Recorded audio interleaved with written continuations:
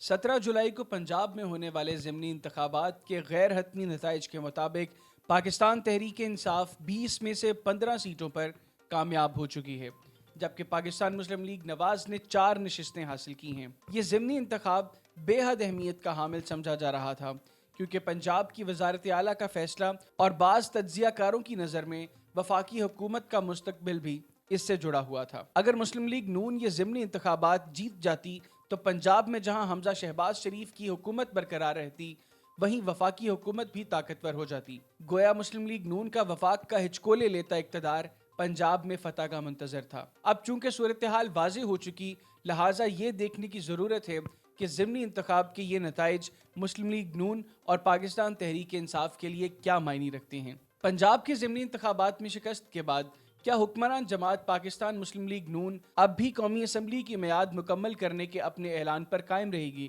बाज़ तज्ज़ियाकार अब भी ये समझते हैं कि कम अज़ कम वज़ीर आज़म शहबाज शरीफ यही चाहेंगे कि आम इंतखाबात की मुद्दत को आगे की जानिब खींचा जाए और वज़ीर आज़म कुछ माह बाद अहम तकरीरियों का फैसला करें और उसके बाद जाकर इंतखाबात का ऐलान करें। बाज़ तज्ज़ियाकारों के मुताबिक इमरान खान की जानिब से दबाव बढ़ाया जाएगा कि फौरी तौर पर वफाकी हुकूमत का खात्मा और नए इंतखाबात का ऐलान हो। गुज़िश्ता रात जब इंतखाबात की नताइज की आमद का सिलसिला जारी था और PTI की बरतरी वाज़ेह हो चुकी थी, तो इमरान खान ने अपने एक ट्वीट में कहा कि मुल्क के आगे बढ़ने का वाहिद रास्ता फौरी तौर पर साफ और शफाफ इलेक्शन है, जो कि गैर मुतनाज़ा इलेक्शन कमीशन करवाए।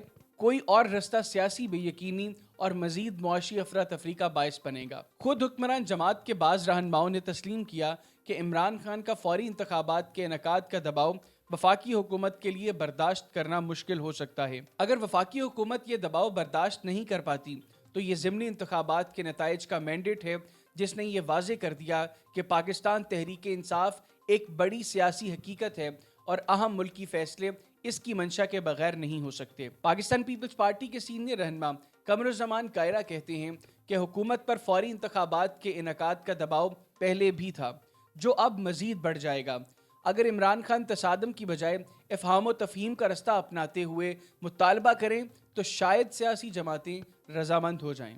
अब सवाल यह है कि मुस्लिम लीग नून के पास वफाकी हुकूमत कायम रखने का जवाज़ है। वैसे तो ज़मनी इंतखाबात सूबाई असम्बली के चंद गिने चुने हलकों में हुए और बज़ाहिर तो इन ज़मनी इंतखाबात का वफाकी हुकूमत से कोई ताल्लुक नहीं, लेकिन बाज़ मुबस्सिर और सियासी रहनुमा इस बात पर इसरार करते दिखाई देते हैं कि पंजाब के ज़मनी इंतखाबात में मुस्लिम लीग नून को शिकस्त के बाद वफाकी हुकूमत कायम रखने का सियासी और इखलाकी जवाज़ नहीं रहता। अगर मुस्लिम लीग नून किसी न किसी तरह वफाकी हुकूमत कायम रखती है तो पाकिस्तान की तारीख में पहली वफाकी हुकूमत होगी जो खालिस्तान इस्लामाबाद के इक़्तिदार तक महदूद होगी। ये भी एक अनोखा ही मामला होगा कि वफाक में बरसर इक़्तिदार जमात पंजाब, सिंध, बलूचिस्तान और खैबर पख्तूनख्वा समेत गिलगित बल्तिस्तान। अब सवाल ये भी है कि क्या शहबाज शरीफ इस्लामाबाद के चंद मुरब्बा किलोमीटर पर हुकूमत करेंगे? प्रोफेसर रसूल बख्श रईस कहते हैं कि मुस्लिम लीग नून के पास वफाकी हुकूमत बरकरार रखने का कोई जवाज़ नहीं। ये अच्छा नुक्ता उठाया गया है कि अगर हुकूमत बरकरार रही तो ये सिर्फ इस्लामाबाद की हद तक महदूद होगी। सलमान गनी का भी यही इज़हार ख्याल है। वो कहते हैं कि इमरान खान के खिलाफ तहरीक अदम एतमाद की कामयाबी के बाद मुस्लिम लीग नून को फौरी तौर पर इलेक्शन में जाना चाहिए था और अब भी इसको अवाम की तरफ रुजू करना चाहिए। इंतखाबी अमूर के माहिर सरवर बारी कहते हैं कि मुस्लिम लीग नून के पास जवाज़ नहीं, लेकिन अगर वो वफाकी हुकूमत बरकरार रखना चाहते हैं तो ये उनका हक है। ज़मनी इंतखाबात के नताइज में मुस्लिम लीग नून के लिए एक पहलू ये भी है कि मुबैना तौर पर इमरान खान के बयानिए ने मरीम नवाज के बयानिए पर फौकियत पाई है। इन ज़मनी इंतखाबात में मरीम नवाज ने इमरान खान पर कड़ी तनकीद का बयानिया तरतीब दिया, जिसमें इजाफा ये किया गया कि अच्छे दिन आने वाले हैं। मरीम नवाज की तनकीद का सारा जोर इमरान खान के 3.5 बरस की कारकर्दगी पर रहा। वो फरहा गोगी को मौजू बनाकर बनी गाला को करप्शन का गढ़ कहती रहीं। वाज़ेह रहे कि नवाज शरीफ की नाअहली के बाद ये पहला मौका था कि अवाम से मुखातिब होते हुए मरीम नवाज का तर्ज तखातब यकसर तब्दील हुआ। शायद लोग वैसी ही आवाज़ सुनना चाहते थे जो वो गुज़िश्ता 4-5 साल से सुन रहे थे।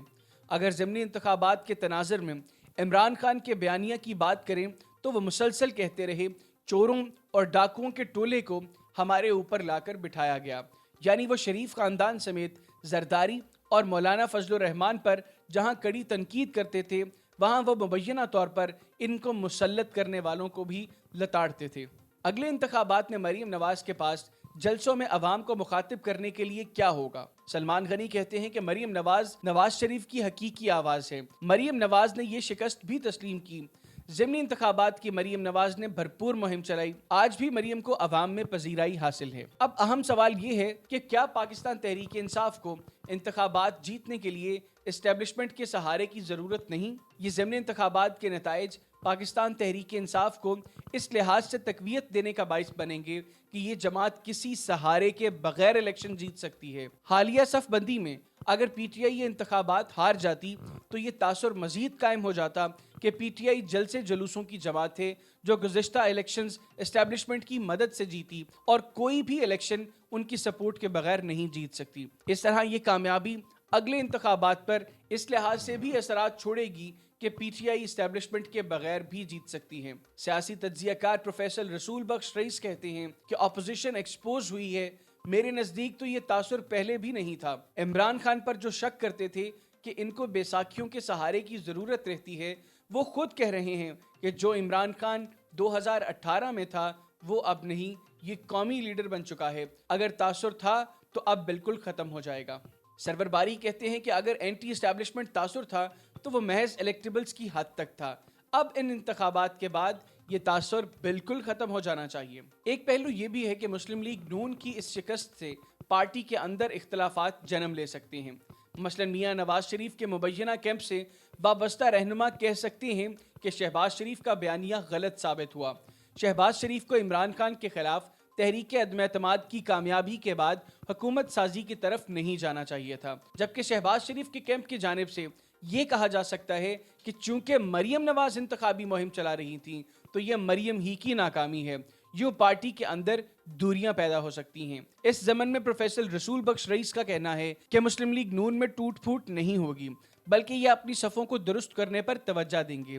اگر پارٹی کے اندر اختلافات کی بنیاد پر ٹوٹ پھوٹ ہوتی ہے تو یہ مزید کمزور ہو جائے گی، اور عمران خان کے خلاف تحریک عدم اعتماد کی کامیابی کے بعد پاکستان مسلم لیگ نواز نے حکومت سازی کی تو مریم نواز نے اسی زمانے میں کہہ دیا تھا کہ یہ فیصلہ ٹھیک نہیں۔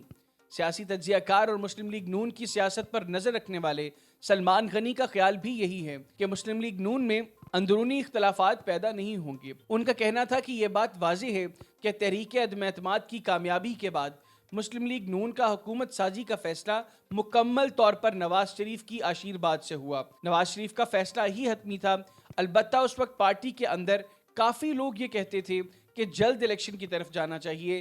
اب یہ بوجھ مسلم لیگ نون کو اٹھانا پڑے گا۔ اب ایک اور اہم بات یہ ہے کہ پنجاب میں اینٹی اسٹیبلشمنٹ ووٹ بڑھ چکا ہے۔ بعض تجزیہ کاروں کا خیال ہے کہ پی ٹی آئی کی کامیابی نے پنجاب میں اینٹی اسٹیبلشمنٹ ووٹ بینک کو مضبوط کر دیا ہے۔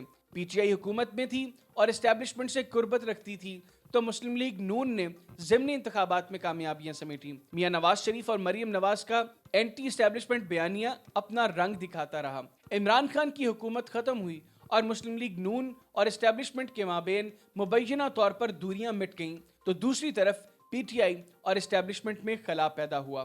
ان ضمنی انتخابات نے صورتحال کو بدل کر رکھ دیا۔ اگرچہ عمران خان کے پاس چور، غدار اور ڈاکو جیسے نعرے تھے اور مہنگائی اور لوڈ شیڈنگ کا فیکٹر بھی موجود تھا، مگر وفاق اور پنجاب میں مسلم لیگ نون کی حکومت سازی کے پیچھے عمران خان کا جو اینٹی اسٹیبلشمنٹ نعرہ تھا وہ اثریت کا حامل ٹھہرا۔ مگر رسول بخش رئیس کہتے ہیں کہ مسلم لیگ نون نے عمران خان دور حکومت میں ضمنی انتخابات اینٹی اسٹیبلشمنٹ بیانیے پر نہیں جیتے، حتیٰ کہ شہباز شریف اینٹی اسٹیبلشمنٹ بیانیہ رکھنے والے مخصوص پارٹی رہنماؤں کو سمجھاتے تھے۔ عمران خان نے واضح پوزیشن تو اب لی ہے، لیکن عمران خان اینٹی اسٹیبلشمنٹ بیانیہ رکھنا نہیں چاہتے۔ سلمان غنی کہتے ہیں کہ نواز شریف کی پارٹی نے اینٹی اسٹیبلشمنٹ نعرہ چھوڑ دیا، عمران نے اپنا لیا، پذیرائی بھی ملی، لیکن عمران قطعی طور پر اینٹی اسٹیبلشمنٹ نہیں ہے۔